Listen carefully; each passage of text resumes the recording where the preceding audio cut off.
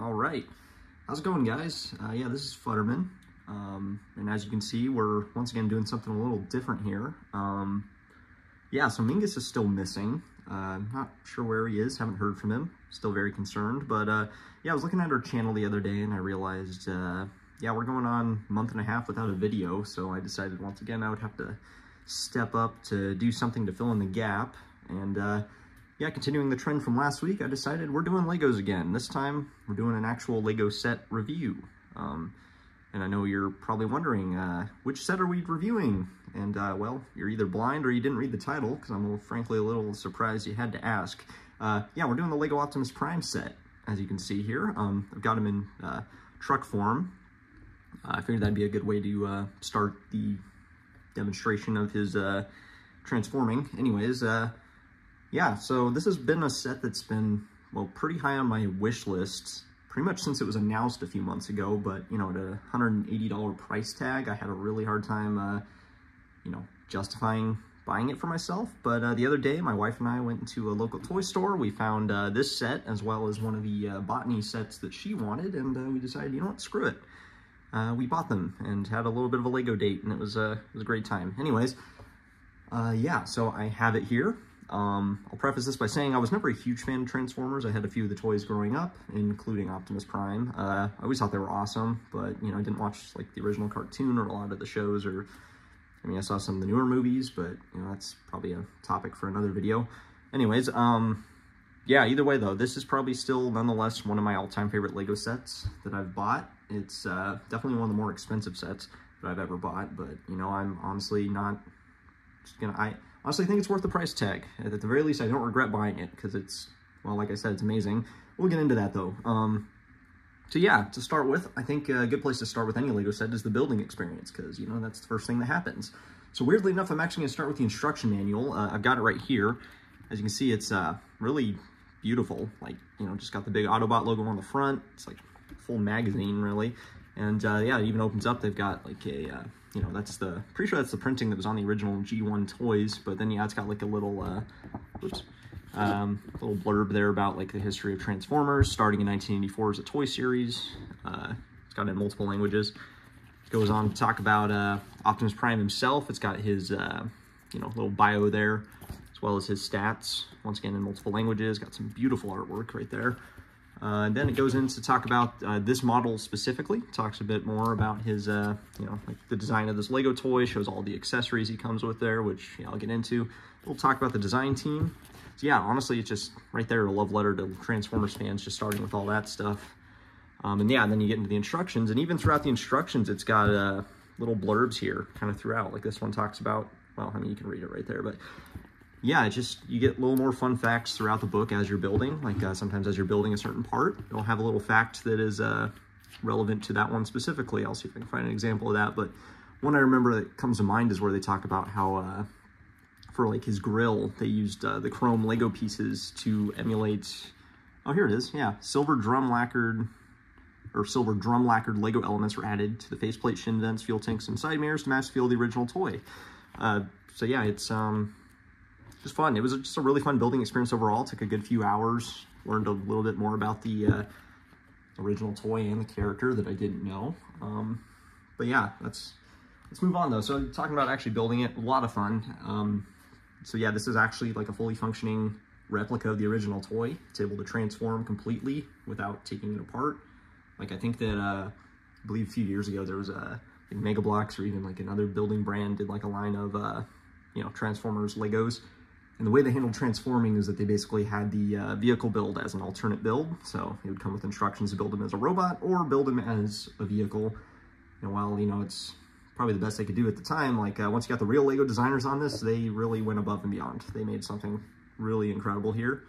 So, but as you can imagine, a lot of creative ways they had to incorporate the functionality in. So made for some really interesting building parts. Like it's kind of fun as you're putting it together to see how it's all, you know, well, coming together to make what you have in front of you. So I'll get into more of those features later, but yeah, I guess also something I should mention, pretty much any Lego fan, you know, stickers are the devil. People will probably tell you that they prefer printing the stickers, and I'm honestly pleased to say that The stickers in this set were pretty minimal, and even the ones that were there weren't that bad. Like right here, this is a sticker. I think there were only about 4 or 5 stickers in the entire set. Like the grill, these are actually printed. I was very, very happy about that. They've got some actual printed decals for the Autobots logos.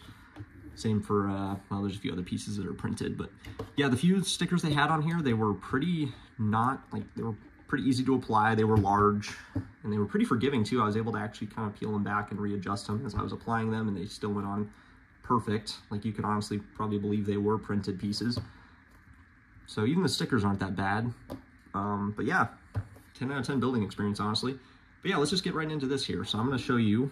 So like I said, I started them off in truck mode here just because I thought that that'd be kind of a good way to start. Yeah, I mean, it's a fully functioning truck. The wheels roll really well. Yeah, not much else to say about that. The gun, see this here actually is even his gun incorporated into it. These doors do open, but that's actually more for part of the robot functionality. But yeah, let's go ahead and just show you how it transforms. So the first step, gotta remove this gun. And they actually did something really creative there. There's some, I don't know if you can really see, but there's some actual Lego stud pieces. I can't think of the name of the piece, but it's like the ones that are like a single stud with a like a tube attached to it with studs on both ends.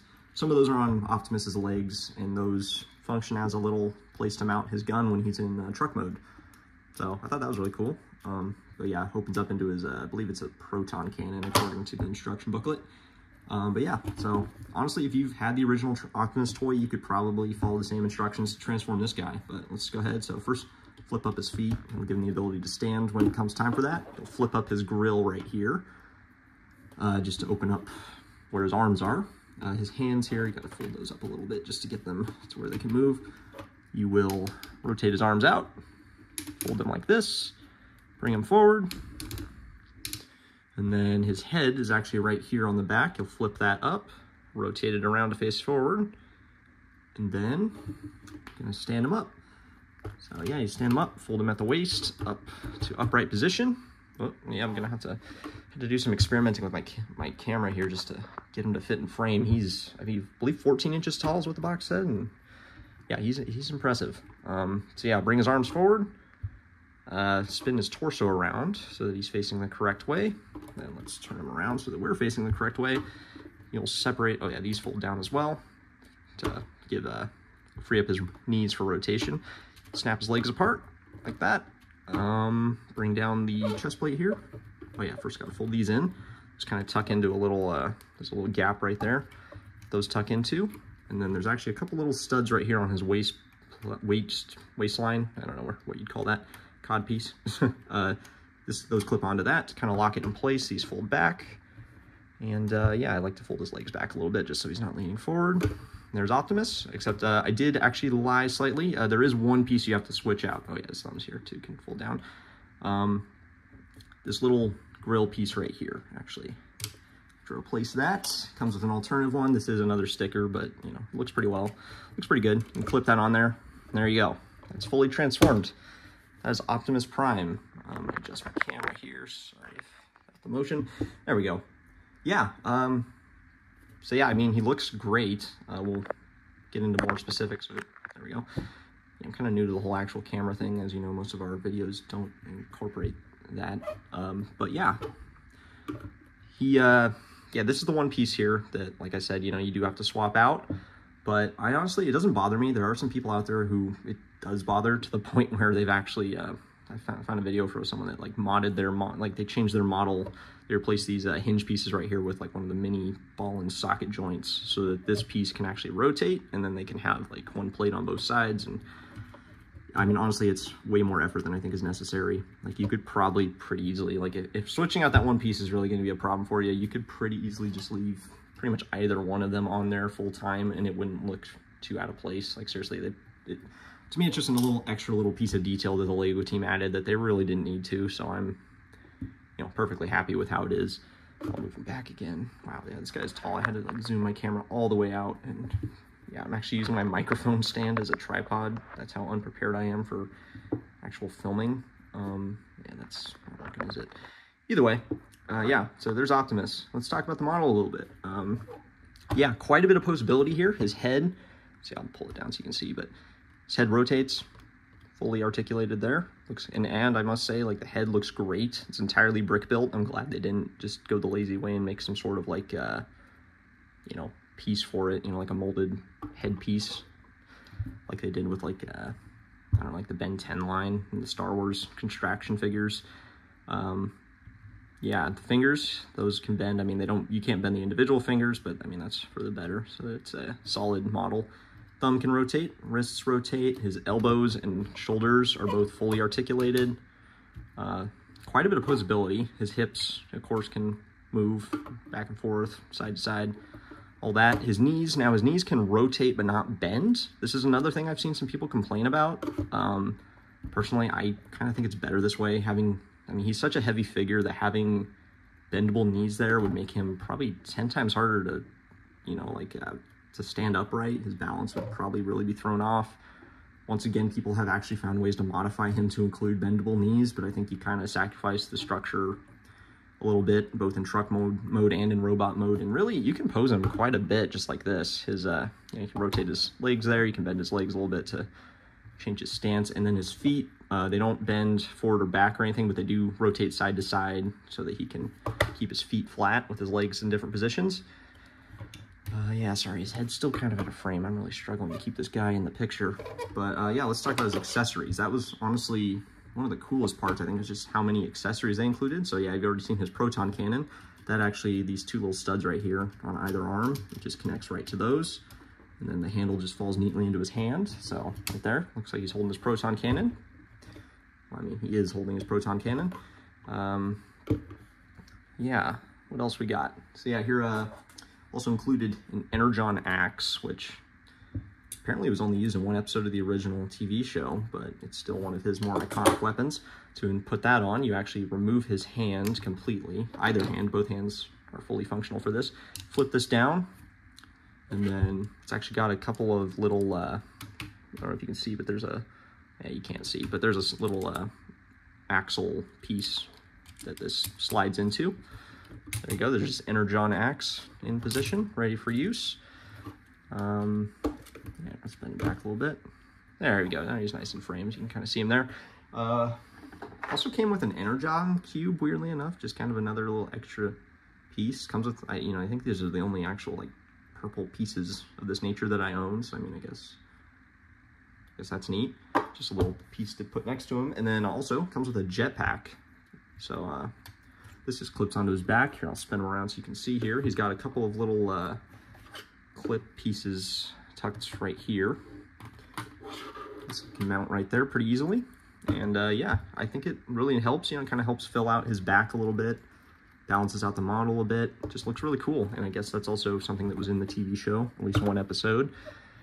But yeah, that's Optimus Prime. I mean, really no complaints. He is a solid model. Oh yeah, and here's the little display plate, which I'm pretty sure this is basically just copy and pasted directly from the original box. You know, like the original Transformers lines all came with like a little, like a bio and like his stats. So yeah, he's got strength, intelligence, speed, all that stuff. So yeah, makes for a beautiful display piece. Yeah, there you go. I mean, this, seriously, yeah, 10 out of 10 for me. I really don't have any major complaints about this set. It's very sturdy, like, surprisingly. You know, for all those moving pieces, you'd expect maybe you'd have to, you know, have pieces falling off every once in a while. Like, I have accidentally, like, popped his head off a couple of times if I'm not careful. Also, this plate back here is a little bit, not, like, his legs, if you move them incorrectly, you can actually knock that off, but it's super easy to put back. But, I mean, really, for how many moving parts this set has, I'm amazed how strong it holds together. Every now and then I'll kind of give it a good squeeze to kind of set some pieces back into place, but really you probably wouldn't need to. It holds together really well. But yeah, that's Lego Optimus Prime. Yeah, amazing set. I really hope they do some more Transformers sets in the future. You know, I guess the most obvious candidate would probably be like Megatron, just so you can complete the duo, you know, have your dual, you know, Optimus Prime Megatron display. But I could see why Lego would probably shy away from doing that. I don't know if you know, but the original Megatron G1 figure actually transformed into a gun. And when I say a gun, I mean like an actual like human proportions gun, like a little, it was a toy gun that could turn into a robot. And yeah, I could see LEGO shying away from that. They try to avoid any too realistic things like that. But maybe they would do like Megatron's tank form. I think that was like a later version of Megatron. He could transform into a tank instead of a gun, which, you know, is marginally better. So maybe you'd see one of those, but really the one I'd like to see is maybe like a G1 Bumblebee. Now, the original Bumblebee figure, I actually looked it up. He was 3 inches tall. The Optimus Prime figure was 6 inches tall. So if they built him to proportions, he'd be about half the height of Optimus here. I think that'd be great for multiple reasons. I think he would just, well, I mean, I think Bumblebee is a popular enough character, he'd just make sense to make a figure out of. But also, I think that, you know, bring down the piece count a little bit, make him a little more affordable. I can imagine there's probably a lot of people, especially kids, that probably were a little bit priced out of being able to buy this set. $180 is a pretty steep price for certain people. So if they release a Bumblebee set for, you know, maybe $100 range, is probably as low as I can imagine LEGO going on something like that. But that would maybe make it available to a few more people so they could still get the Transformers experience. Oh yeah, one thing I forgot to show. If you open this chest plate up here, he's actually got his little matrix of leadership in there. Yeah, I guess this is what gives him his power to lead the Autobots. I don't know, I didn't really watch the show, but once again, just amazing attention to detail by the LEGO team. But yeah, there he is. Very happy with it. Recommend buying it if you get the chance. I think he's still available on Lego.com. He is probably going to be one of those ones. He's a part of the LEGO Icon series, so it's probably going to be one of those ones where when he's gone, he's gone. I don't know. They've done reissues of a few of those sets, but I feel like this one might end up being kind of a collector's item. So if you want to get it, I recommend doing it now rather than later, because it probably will skyrocket in value, which, yeah, I guess if I wanted to resell this guy at some point, I could probably make some money, but I'm not going to. Like I said, one of my favorite LEGO sets now. Yeah, well, this is Futterman. Yeah, thanks for joining me. Hopefully Mingus will be back soon, and hopefully he's okay. Bye.